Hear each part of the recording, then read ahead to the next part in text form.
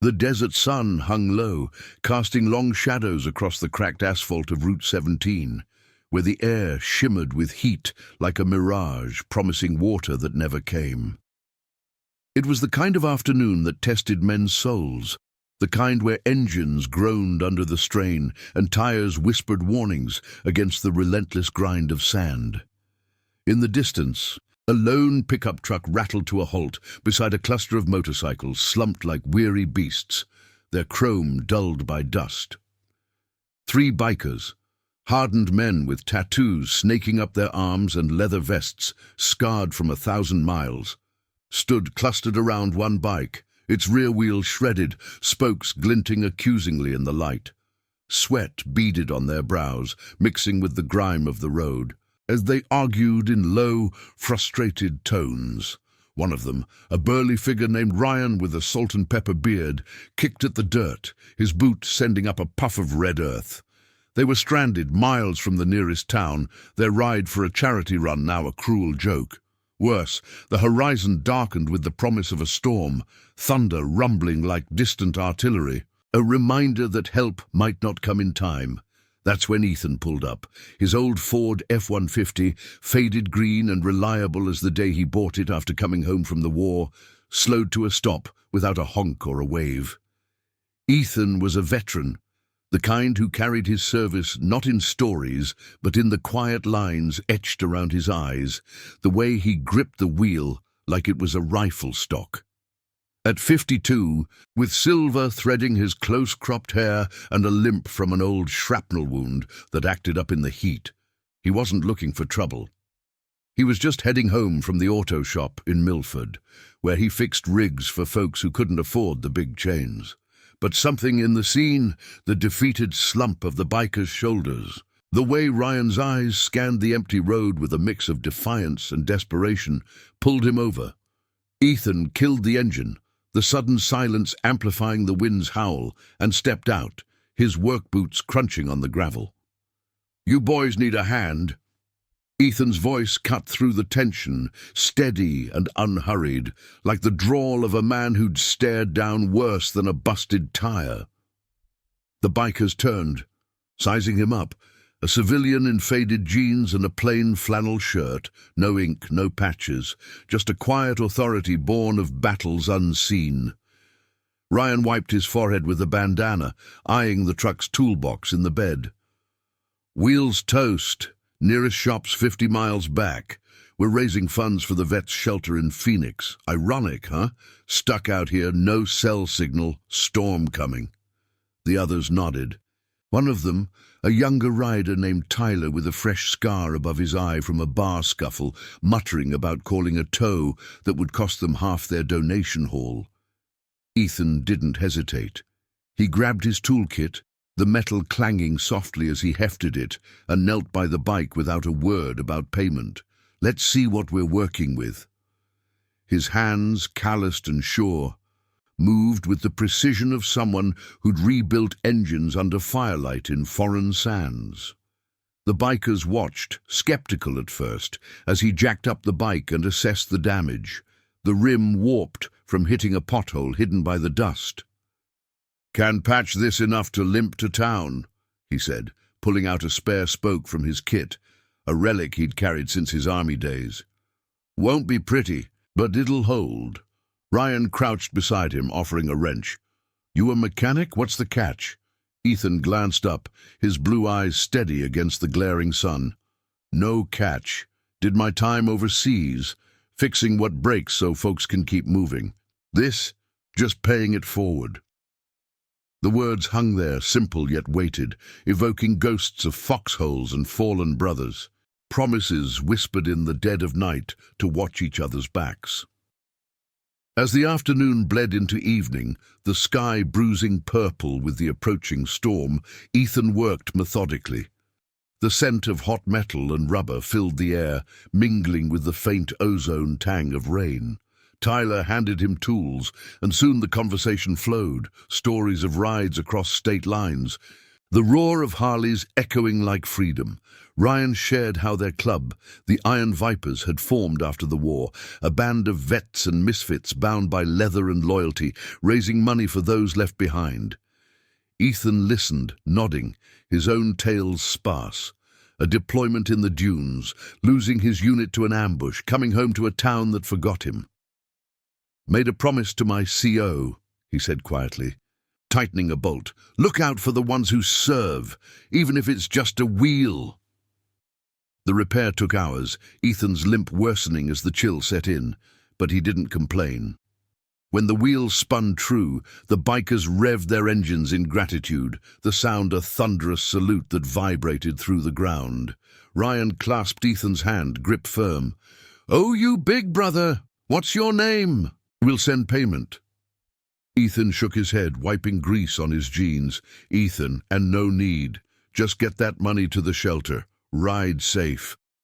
As they mounted up, the storm breaking with fat raindrops pattering the hood of his truck, something shifted in the air, a spark of connection, like the first link in a chain.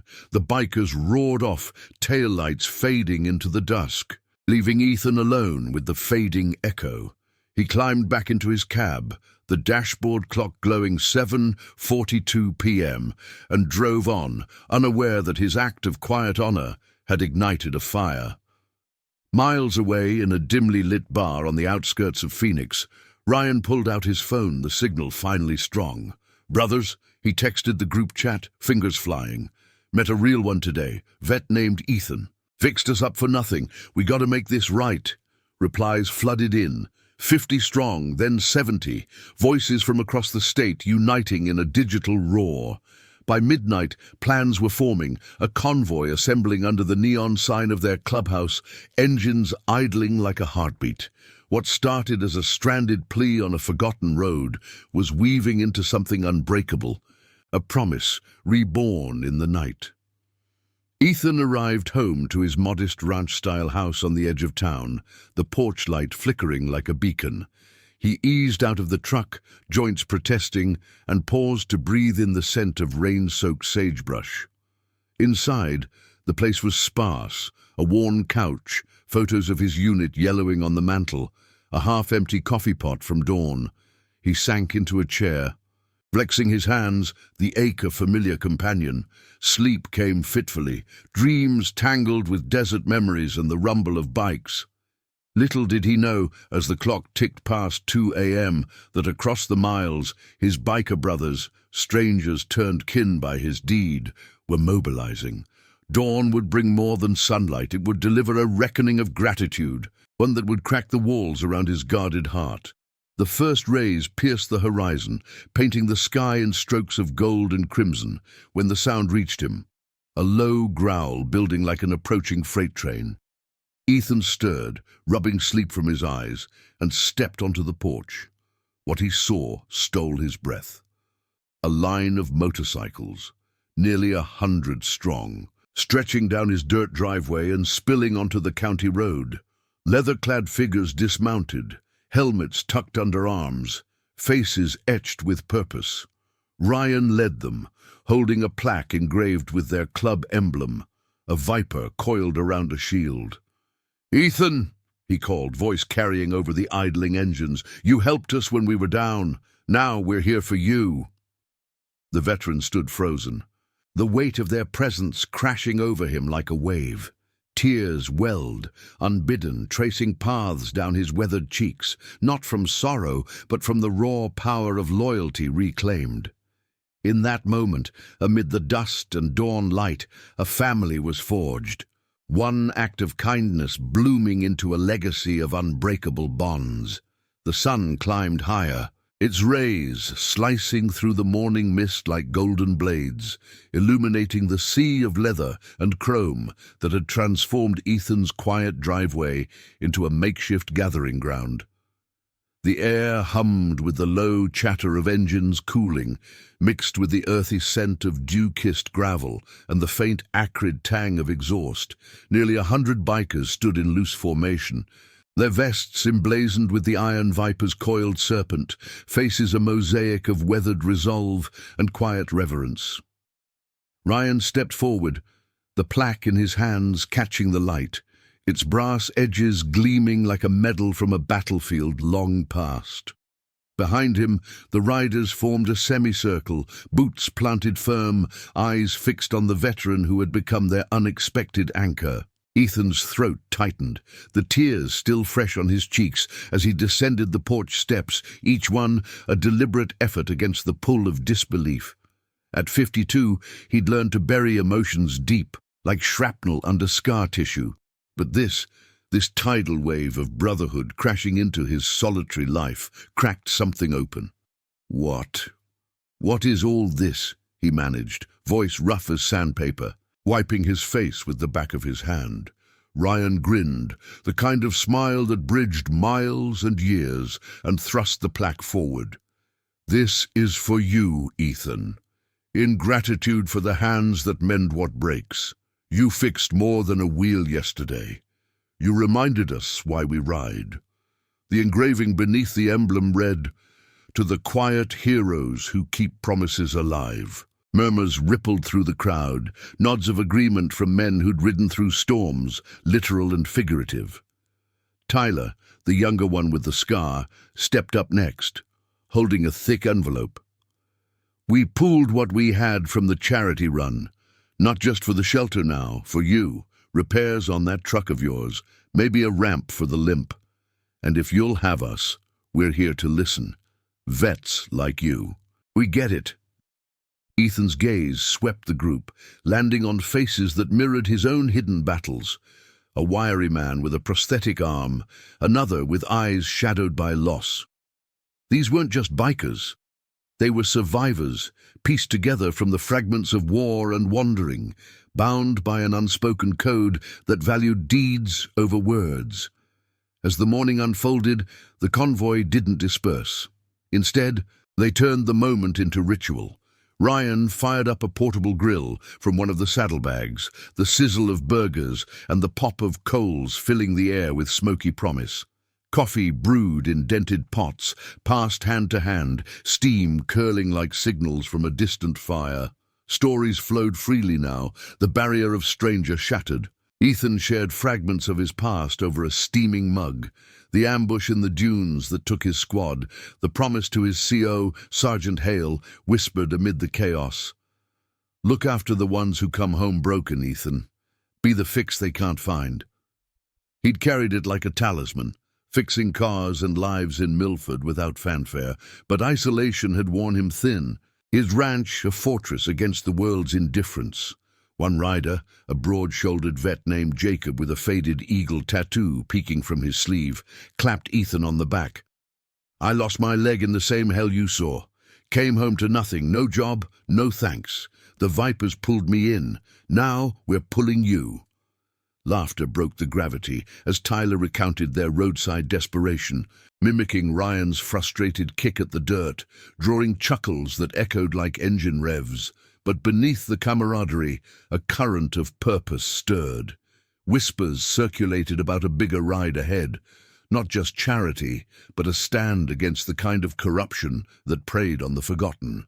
The local VA clinic in Milford, they revealed, was under threat. Funding cuts from shady officials pocketing grants meant for vets like Ethan. "Heard about it on the wire last night," Ryan said, voice lowering.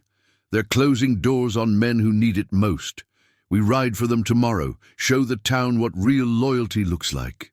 Ethan's pulse quickened, the weight of their words settling like dust after a storm. He'd heard the rumors at the shop, bureaucrats siphoning aid, leaving heroes to fend alone. But facing it head-on felt like reigniting a fire he'd long banked. As the group shared a meal on folding chairs dragged from his garage, the conversation deepened into the marrow of their shared scars.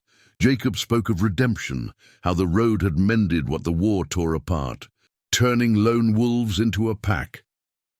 "It's not about the miles," he said, eyes distant. "It's the promise you keep when no one's watching." Ethan nodded, the envelope heavy in his pocket, but richer still was the invisible thread weaving through them, a family chosen in the crucible of kindness. By midday, as the sun beat down mercilessly, casting harsh shadows across the assembly, The bikers began to prepare. Helmets donned, engines coughed to life in a symphony of growls, but not before Ryan pulled Ethan aside. "This isn't a one-off, brother. You're Viper now if you want it. Ride with us, or just know we've got your back." Ethan hesitated, glancing at his truck, the life he'd built in quiet endurance. Then, with a nod that sealed an ancient vow, he said, "Count me in." The roar that followed shook the ground, a testament to bonds forged not in blood, but in the unyielding honor of standing for one another. As they rolled out in formation, dust trailing like a banner, Ethan watched from his porch, the plaque beside him a beacon.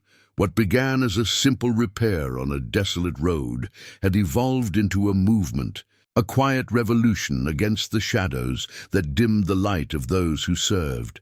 Yet, as the taillights faded into the shimmering heat, a shadow lingered in Ethan's mind.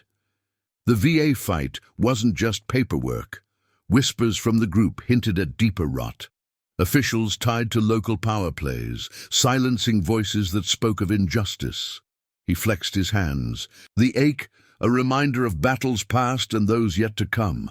In the silence that followed, the veteran felt a spark reignite, the promise to his fallen CO expanding into something vast, pulling him toward a horizon where loyalty would demand more than tools and time. And now, I invite you to leave in the comments where you're watching from and the exact hour you heard this story. We wish to know how far these northern confessions travel and at what moments they reach you. The afternoon sun dipped toward the jagged silhouette of the distant mountains, turning the sky into a canvas of fiery oranges and deepening purples. As the Iron Viper's convoy carved a path through the winding backroads leading to Milford, engines thrummed in unison, a rhythmic pulse that echoed the heartbeat of the group, kicking up plumes of dust that swirled like ghosts in the rearview mirrors. Ethan rode shotgun in Ryan's lead bike, a borrowed Harley that felt foreign yet fitting against his frame, the wind whipping through his silver hair and carrying the faint scent of pine from the encroaching foothills. At his side, strapped securely, was the plaque, a tangible reminder of the morning's revelation, its weight a counterpoint to the lightness blooming in his chest for the first time in years. Ryan glanced over, his voice rising above the roar. "You good back there, Ethan? First ride in a while?" The veteran nodded, gripping the handles with hands that still bore the grease stains from yesterday's repair. "Feels like coming home," he replied, the words simple but laced with truth. The convoy stretched behind them, a serpent of chrome and leather snaking through the landscape, nearly 100 strong now, swelled by calls that had rippled through the network like a call to arms. Tyler rode point on the flank, his scar catching the light as he scanned the road ahead, while Jacob brought up the rear, his prosthetic glinting as he signaled turns with practiced ease. They weren't charging into battle, but the air crackled with the same anticipation Ethan remembered from briefings in the sand-swept bases, purpose sharpened by shared resolve. As they crested a hill overlooking Milford, the town unfolded below like a faded postcard, clapboard shops lining the main drag. The VA clinic, a squat brick building on the outskirts, its flag limp in the still air. Whispers of the clinic's plight had circulated during the morning gathering. Funding diverted by local officials under the guise of budget reallocations, leaving exam rooms bare and waiting lists endless. Ryan had pieced it together from contacts in Phoenix, a councilman named Harlan, slick as oil, pocketing grants meant for prosthetics and therapy, his influence choking the life from the place that had patched up so many like them. "It's not just money," Ryan had said over coffee, eyes hardening. "It's betrayal. Vets walking in for help and walking out forgotten. We ride to remind them they're not alone." The convoy slowed as they entered town limits, the growl of engines drawing stares from porch sitters and shopkeepers pausing mid-stride. No horns blared, no wheels squealed. This was a procession, deliberate and unyielding, the kind that commanded respect without a shout. They pulled into the clinic's lot, a sea of bikes encircling the entrance like a protective barrier, chrome reflecting the dying light in a mosaic of defiance. Ethan dismounted first, his limp more pronounced after the ride, but he stood tall, the plaque tucked under his arm. Nurses peeked from windows, their faces a mix of curiosity and quiet hope, while a few patients in wheelchairs wheeled closer, drawn by the unexpected spectacle. Inside the lobby, the air was stale, heavy with the scent of antiseptic and unspoken despair. Faded posters peeled from walls, urging resilience in the face of cuts that hit hardest. Dr. Elena Ramirez, a no-nonsense woman in her 40s with dark hair pulled into a practical bun, emerged from her office, her white coat rumpled from a long shift. "What's this about?" she asked. Though her eyes betrayed recognition, these weren't troublemakers, but guardians arriving unannounced. Ryan stepped forward, removing his helmet with a nod. "Ma'am, we're the Iron Vipers. Heard about the funding mess. We're here to stand with you. Make some noise that reaches the right ears." Elena sighed, gesturing to a cluster of chairs in the waiting area. "It's worse than you know. Harlan's cronies are pushing a vote next week to shutter us entirely. We've got vets like Samuel here." She nodded to an older man with a cane, his gaze distant, who've waited months for basics. No more meds, no therapies. It's like they think service ends at discharge. Samuel looked up, his voice gravelly. "Fought in the same wars as you, boys. Came home to this?" The room fell quiet, the weight of shared scars binding them instantly. Ethan felt it pull at him, the echo of his own unheeded promises, the CO's words resurfacing like a tide, "Look after the broken ones." As the bikers filtered in, respectful and contained, the lobby transformed. Tyler organized a circle of riders to share stories, not the polished versions, but the raw edges, nights in recovery wards with no visitors, jobs lost to invisible wounds. Jacob spoke of his prosthetic, funded out of pocket until the club stepped in, his words drawing nods from the staff. Ethan hung back at first, but Elena's gentle prod, "You've got a voice here too," drew him forward. He set the plaque on the counter, its inscription catching the fluorescent glow. "Fixed a wheel yesterday for these men. No charge, because promises matter. This place, it's the same. We keep it running, or we lose more than bricks." The conversation built momentum, voices layering into a chorus of resolve. Ryan outlined the plan. A ride to the town hall tomorrow, banners unfurled, petitions signed by every vet they could rally. "Not fists," he emphasized, "but presence. Show Harlan what loyalty looks like when it rolls in." Murmurs of agreement swelled, and soon volunteers emerged, nurses jotting notes, patients offering testimonials. Outside, the bikes idled softly, a sentinel hum that vibrated through the walls, warding off the encroaching dusk. But as the group dispersed into smaller clusters, Ethan caught a shadow in Elena's expression. She pulled him aside near a window overlooking the lot. "This helps, truly. But Harlan's not just talk. He's got ties, ways to push back. Last week a supplier mysteriously cut deliveries. Be careful." Ethan's jaw tightened, the old instincts flaring, the vigilance of patrols in hostile terrain. "We've faced worse," he said, meeting her gaze, "and we've got each other's backs now."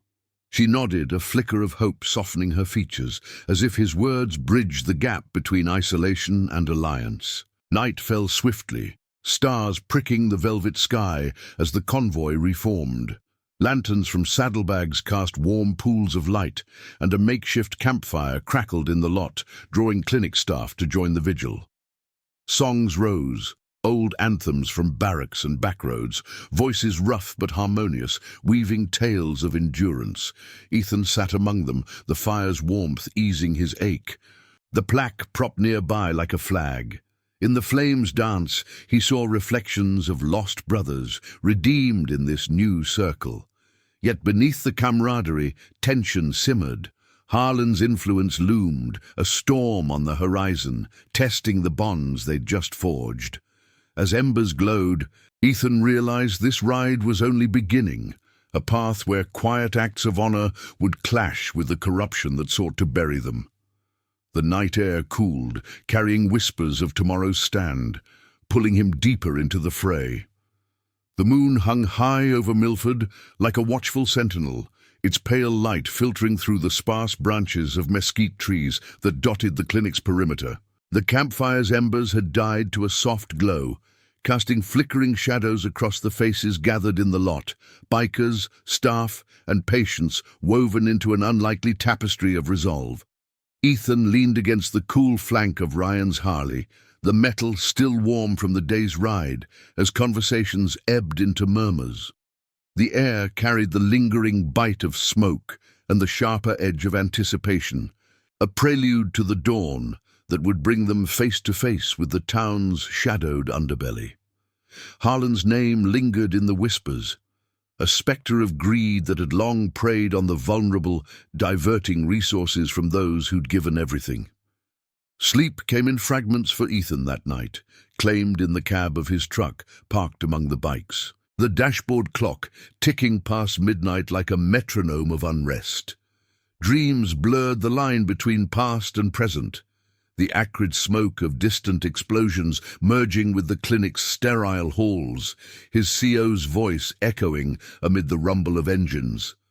"Stand firm, Ethan, for the ones who can't."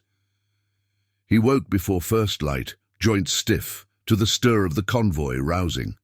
Ryan was already up, checking chains and tires with methodical care, his silhouette etched against the pre-dawn haze.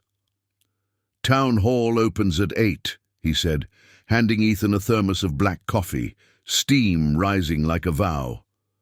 "We roll in quiet, but they won't mistake our message."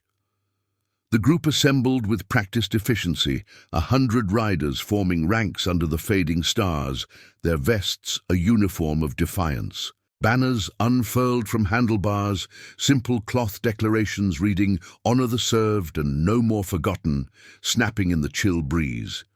Tyler distributed flyers, each page bearing testimonials from clinic patients, words inked with the raw ink of lived hardship. Jacob, ever the anchor, led a brief huddle, his voice steady. "This ain't about noise, it's about showing up like Ethan did for us. Let 'em see what loyalty looks like when it rolls deep."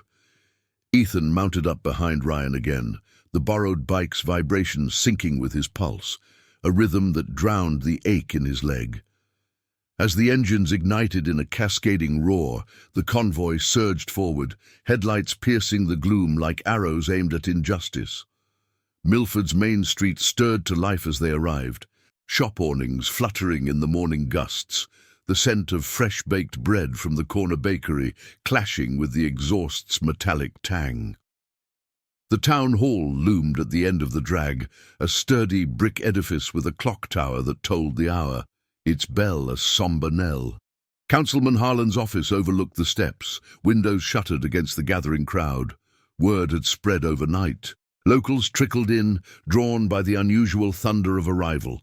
Farmers in overalls, teachers with curious eyes, a few skeptical cops eyeing the procession from squad cars.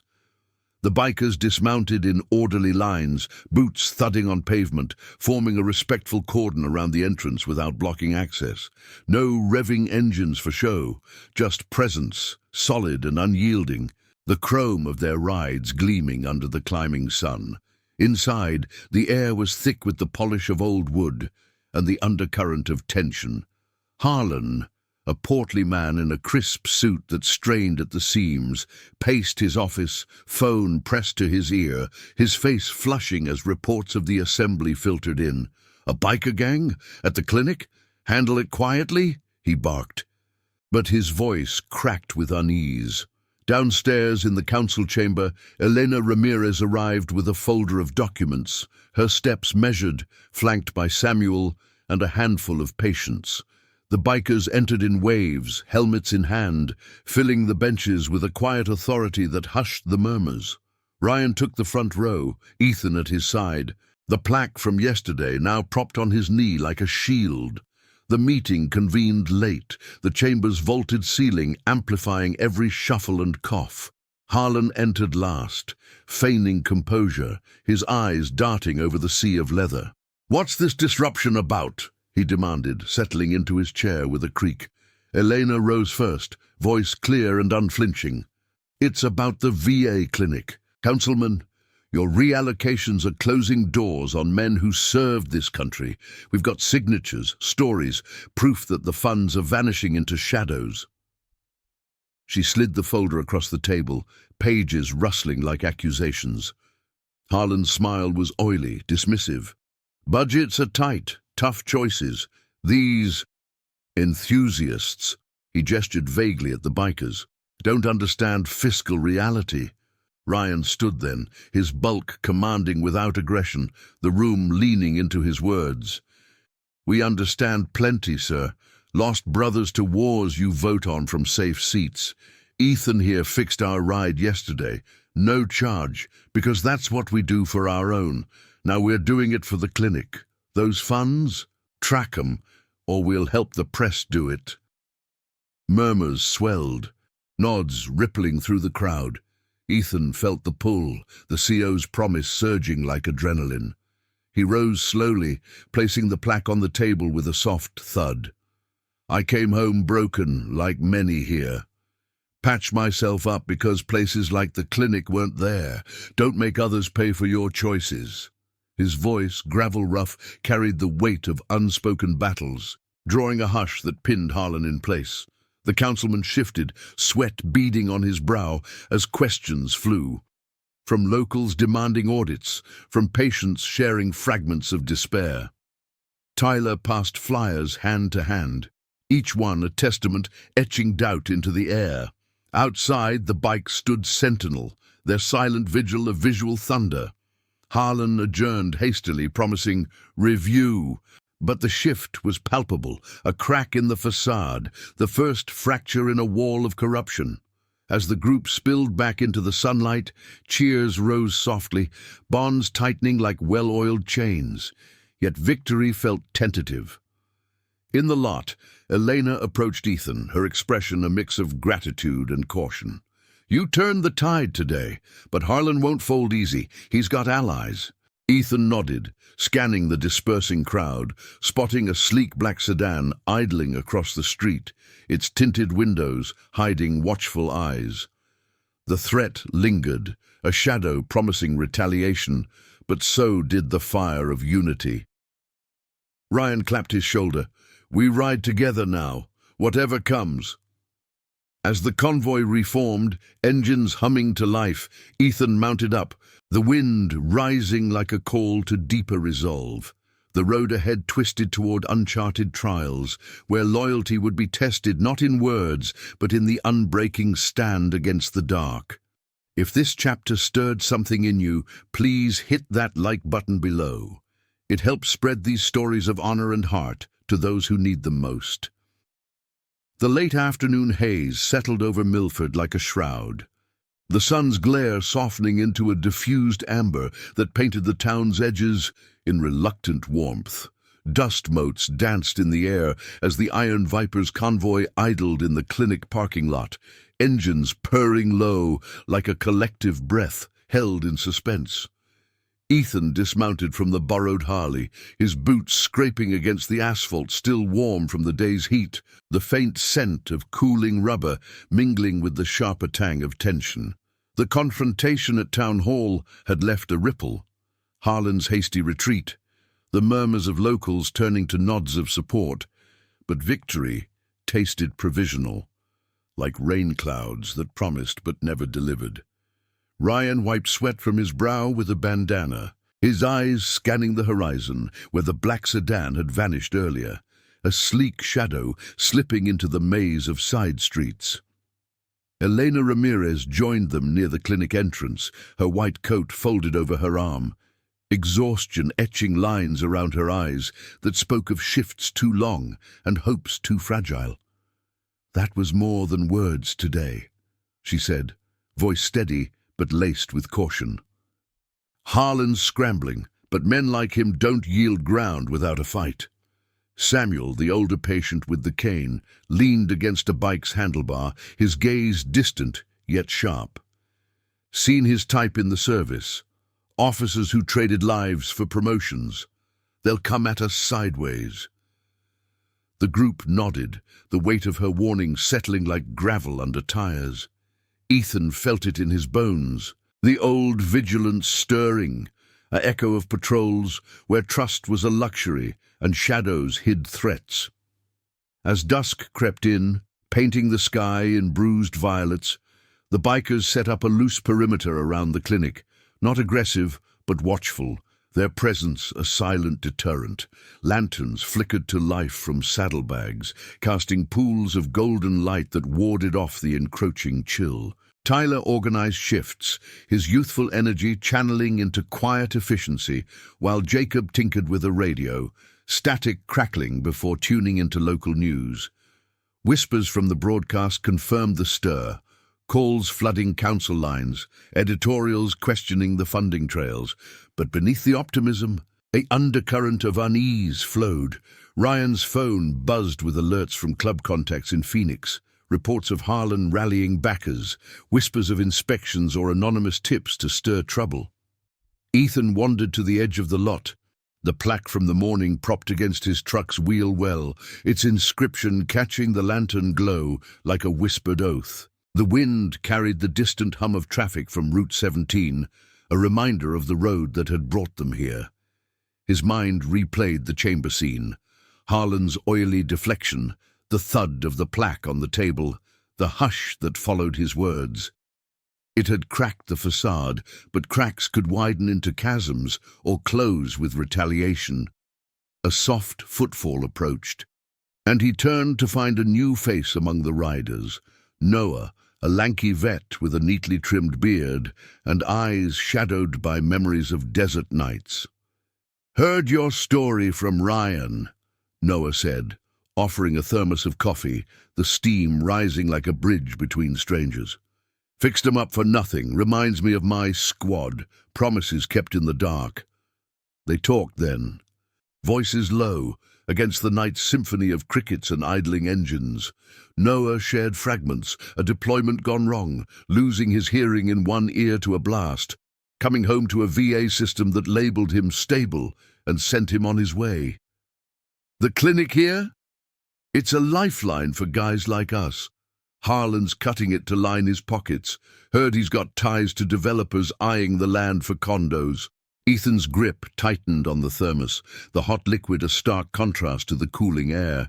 The CO's voice resurfaced in his thoughts, a mantra against the cynicism. "Look after the broken ones." "We stand firm," he replied, the words a vow extending beyond the moment. Noah clapped his shoulder, the gesture sealing an unspoken pact, another thread in the web of chosen family. Hours slipped by, the moon tracing its arc as the group shared a simple meal, sandwiches from a cooler, passed around with stories that bridged gaps. Laughter broke through occasionally, Tyler's mimicry of Harlan's flustered exit, drawing chuckles that echoed like relief valves. But the peace shattered around midnight, when headlights pierced the darkness from the clinic's access road.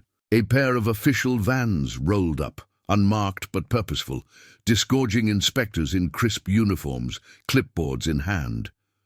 "Routine compliance check," the lead announced, his tone clipped, eyes avoiding the sea of leather. Elena emerged, flanked by Ryan and Ethan, her posture unyielding. "Now, at this hour, we've got nothing to hide." The inspection dragged, flashlights sweeping halls and records under the guise of protocol, the air thickening with suspicion. Whispers among the bikers confirmed it, Harlan's doing, a probe to unearth discrepancies or fabricate them, pressure to fold the stand. Ethan watched from the lobby window, his limp forgotten in the surge of resolve, as Jacob and Tyler coordinated quietly outside, ensuring no corner went unwatched. One inspector lingered too long near the supply closet, his questions probing about irregular donations, but Eleanor's responses were steel. Facts laid bare, no evasion. The hours stretched, tension coiling like a spring, until the vans departed at dawn's first blush, their report inconclusive, but the message clear. Pushback had arrived. As the sky lightened to pearl grey, the convoy regrouped, fatigue etched in faces but spirits unbroken. Ryan gathered them near the entrance, voice rising above the morning birdsong. They tested us. We held. Now we push harder, petitions to the state, rides to every town that listens. Cheers rippled, subdued but fervent, the group's unity a bulwark against the encroaching threats. Ethan stepped forward, the plaque in hand once more. This started with a wheel on a dusty road. Now it's about keeping promises alive for all of us. Elena's eyes met his, gratitude mingling with determination, as Samuel raised his cane in salute. Yet, as the sun crested, illuminating the bikes like warriors at rest, a new shadow fell. Ryan's phone lit up with a message from a contact. Harlan convening an emergency session, allies mobilizing to paint the Vipers as agitators, threats veiled in legal jargon. The fight was far from over, evolving into a deeper trial where loyalty would face not just words, but the machinery of power bent on silencing the served. Ethan mounted his bike, the engine's rumble vibrating through him, like a heartbeat renewed. The road twisted ahead, demanding more than presence, demanding the unyielding honor that had drawn them together. In the rising light, bonds forged in quiet deeds gleamed unbreakable, pulling them toward a reckoning where justice, long deferred, would rise on the roar of those who refused to be forgotten. The morning light spilled over Milford like liquid gold, gilding the edges of the Iron Viper's bikes as they lined the road to the town hall once more. The air hummed with a quiet intensity, carrying the scent of dew-evaporated earth and the faint, metallic bite of resolve. Ethan rode at the convoy's heart, the borrowed Harley's steady thrum sinking with the pulse in his temples, each mile a testament to the fragile victory of the previous day. The emergency session Harlan had called loomed ahead, a desperate gambit to brand the riders as outsiders stirring unrest, but the whispers from Elena's contacts painted a different picture.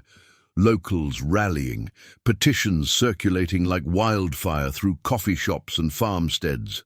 Ryan led the pack, his posture unbowed, while Tyler and Jacob flanked the sides, banners fluttering like flags of forgotten oaths.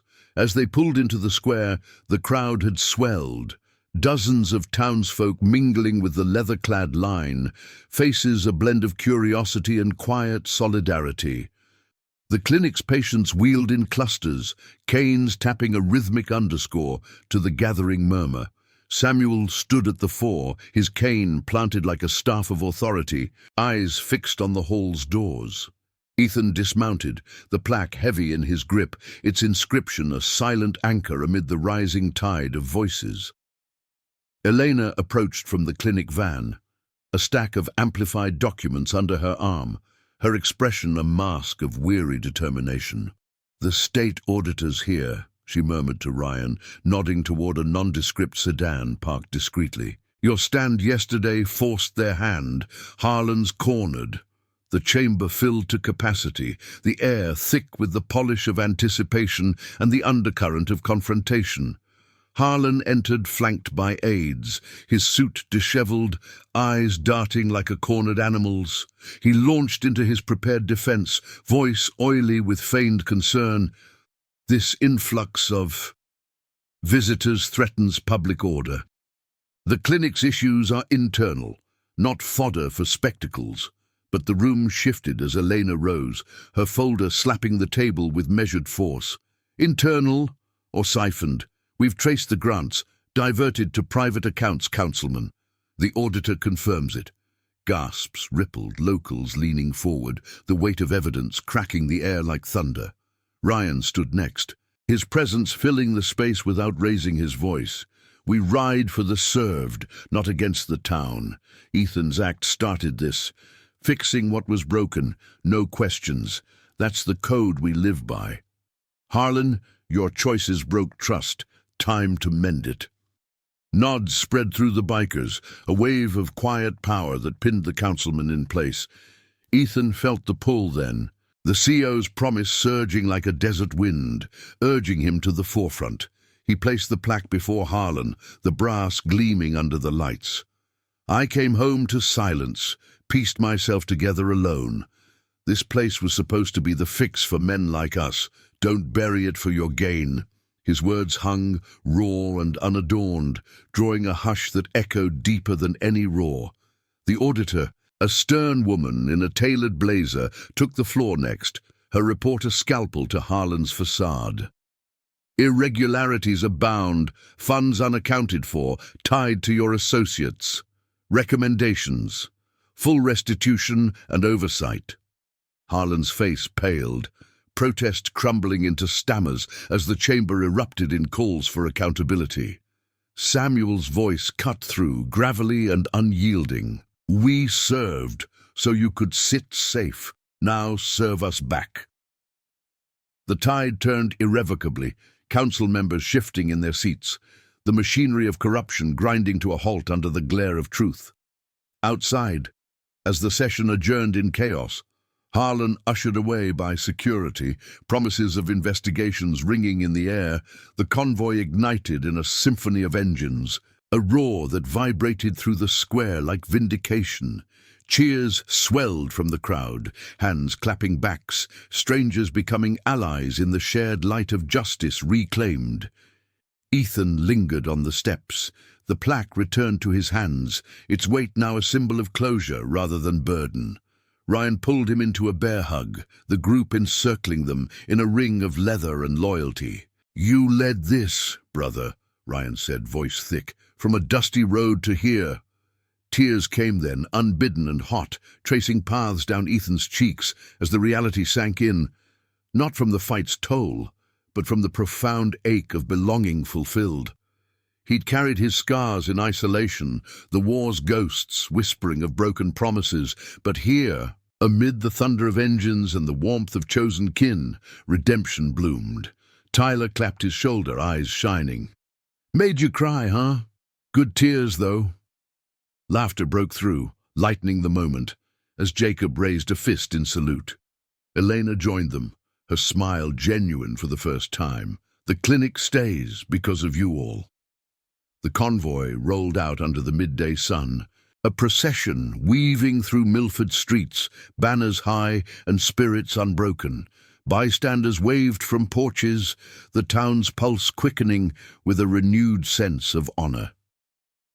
Ethan rode in the lead now, the wind cleansing the last shadows from his heart, the road stretching toward horizons where promises endured. What began as a solitary act of kindness on Route 17 had woven into a legacy, a family forged in the fire of quiet courage, standing against the dark with unyielding light.